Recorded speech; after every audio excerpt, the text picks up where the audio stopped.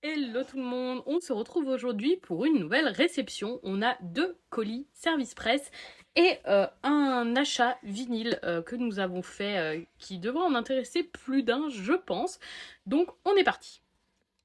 On commence chez Soleil Manga avec le premier tome de Make the Exorcist Fall in Love, donc une nouvelle série qui est sortie récemment chez eux, qui me faisait totalement de l'œil. Je vous avoue que je suis très contente d'avoir reçu ce titre en service presse parce que j'avais très envie de commencer cette série, donc ça va totalement être l'occasion. Ça a l'air très très sympathique. Je pense que ça va me plaire. Peut-on se permettre de tomber amoureux lorsqu'on est investi d'une mission divine? Donc voilà. Il y avait un petit kit presse avec tout d'abord une jolie carte postale comme ça avec une très très belle illustration. Un petit, vous savez, moule à cupcake, oh, pardon, comme ça en silicone. Et pour finir, ça, je ne sais pas si c'est une gomme ou pas, j'ai un doute, mais c'est un petit panier de bao dans le panier vapeur, le classique, très très mignon. Et donc voilà pour cette nouveauté. De la part de Kana, ensuite, j'ai reçu les tomes 4 à 9 de Monster dans son édition de luxe, qui est vraiment très très jolie. Je pose ça là parce que c'est excessivement lourd et je vous montre ça. L'édition est très très qualitative, le papier est épais, les mangas sont très très lourds. Le grand format est vraiment idéal parce que les dessins sont très sympathiques. Je découvre ce grand classique du thriller très tardivement et j'avoue que je suis plutôt très emballée par ce titre. Vraiment, j'aime beaucoup la psychologie, les personnages. Je trouve que la rédaction est particulièrement qualitative. Les dessins ne sont pas les plus incroyables à mon sens. Par contre, vraiment, c'est le récit qui fait toute la force de ce manga. J'apprécie beaucoup. Monster, c'est une très belle découverte pour moi.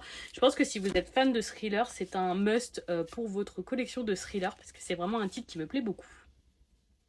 Et on finit avec un achat réalisé chez Just for Games. On avait précommandé ce vinyle du film Super Mario Bros. Donc où vous retrouverez bien sûr la chanson de Bowser dont on a entendu tellement parler, mais surtout les très très bonnes reprises des thèmes des jeux Mario que pour notre part pendant le film nous avons énormément apprécié en tant que fans de la licence. Au milieu, juste Bowser sur son piano et derrière la liste des soundtracks avec Mario et Luigi devant leur camion. Je vais aussi vous sortir les vinyles pour vous montrer ça. Celui-ci est donc avec un très joli décor champignons, boîte, étoiles, etc. Et pour le vinyle, il est juste là. Il est vert avec des champignons dessinés de chaque côté.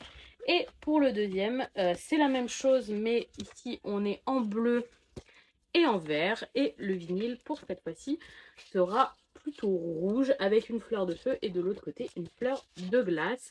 C'est d'ailleurs du très très bon papier plastifié, c'est très chouette. Et donc voilà pour la petite réception du jour, ce fut rapide et ce n'est pas plus mal pour une fois.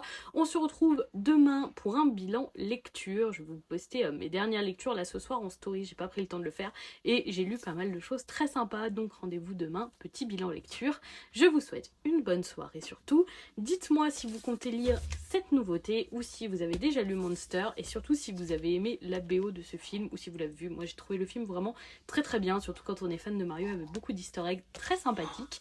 Et bonne soirée tout le monde!